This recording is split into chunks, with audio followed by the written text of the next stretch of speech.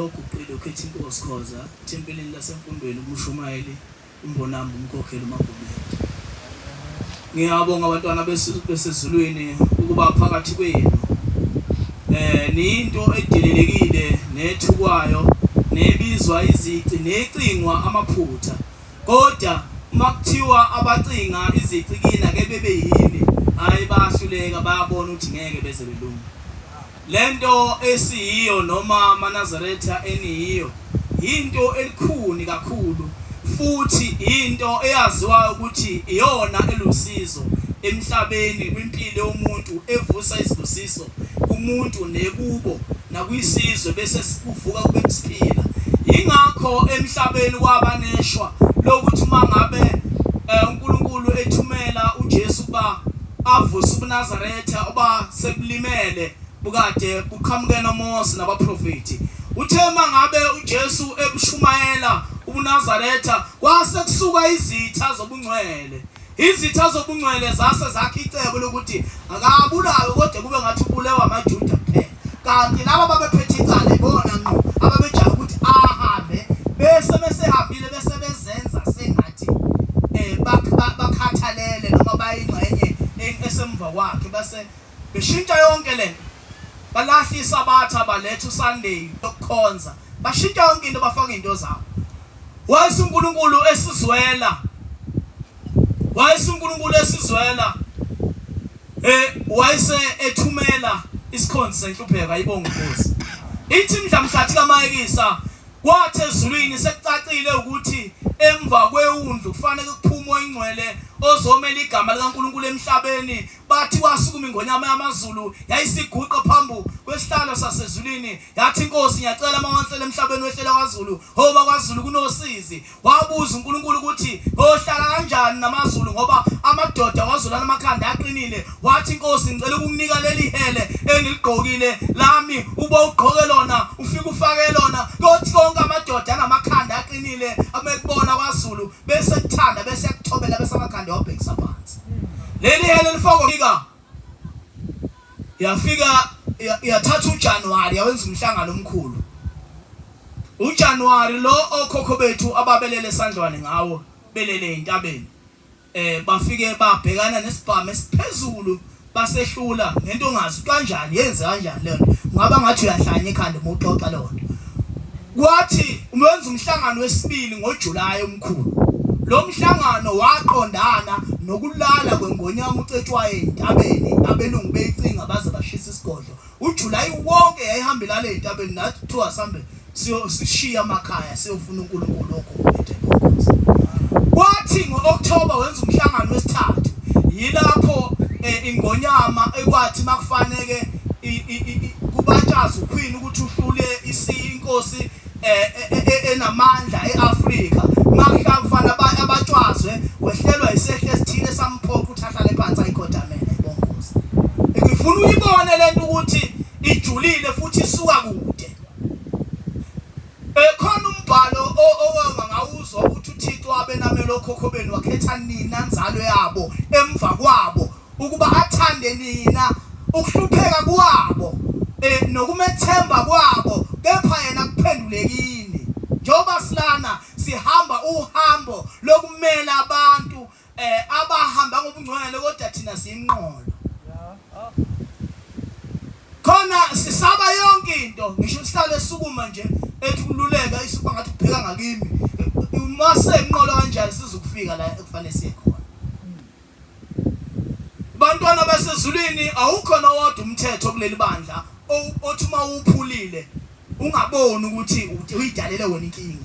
Wonke umthetho kuleli bandla khona mase uphulile uhamba uzibone wena uyibonela ukuthi wena wayidala inkinga. Ilokho nje bangcwele engithanda ukugcizelela. Wathi ke imikhuluma nengonyama yamaZulu yanquma izizukulwane ezine yathi vuka ukhalela izulu iqhudela ukusa lithi 1 2 3 4 ethi yena uthunywe uThixo kasenza ngakhona uzokhalela izulu kundelelo nasicindezeleke nobhekene na kodwa u1 2 3 4 wawizikulwane ezini ukuthi kusuka ngesikhathi sabo nengonyama yakwadla amahlahla kuyothi emva kwesulwane sesine uyobe umlungu angasenamandla phezulu umuntu omnyama ayibonkosi ilelo themba eliphilayo bayebefunda incwadi unamandla osithembisayo uqinisile osithembisayo besho nje into beyisusa nje into ekhuluma ngabanye abantu behlanganisa nayo le ikhuluma ngathi kwathiwa thina abelungu babesikhathela ngenyawo benza into eyithanda kogogo bethu bathi uthi ukubhombela isitimela samampondo abantu balesi sizwe bekuthatha uNazaretha ngesizukulwane sesine uDosi nesibiba somlungu sophela sisuke phezulu komuntu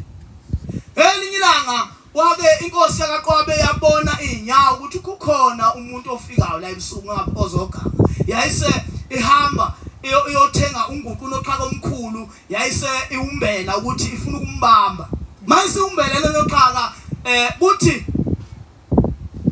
ebusuku bese ibone uBhombela efika kuyona ebusuku ethi uBhombela nkosi yakaqwabe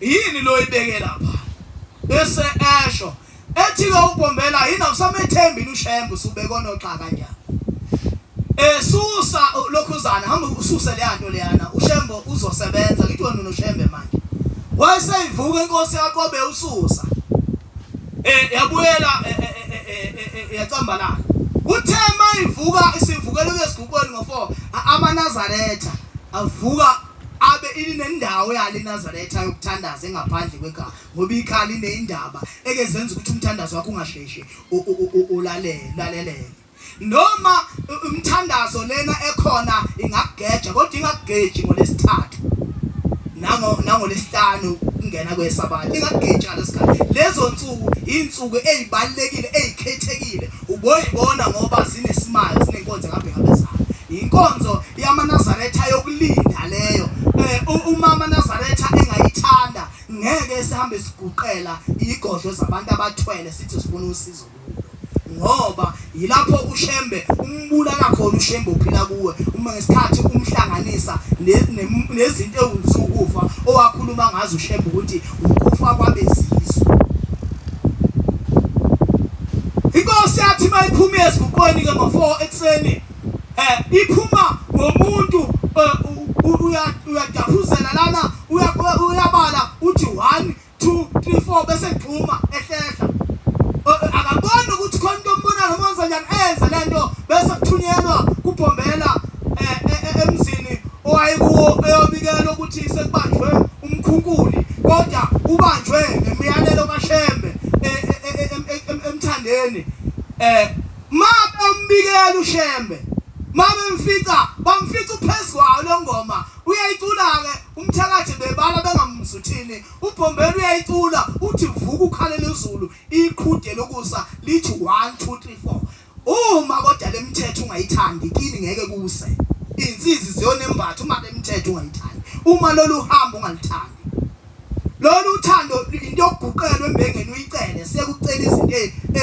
ezihlukulanayo sigcine ngazo ngoba into eziningi esinazo nesizitholayo esicela embengeni siyahlubuka ngazo ngoba izokwenza ukuthi nalezi intombi bengakuboni ukuthi umuhle zikubone phela manje usuthe ukuphakamiseka ngithi mase zikubonile uzokwazi ukuyivika ezinye zazo zinezinyongo zabuye emendweni iqonda ukuthi into ephambili masicela lapha embengeni ukucela ubuNazaretha ukuthi buphile kithi usebenze buthele ithela nasemzini yobaba inkosi usinithweni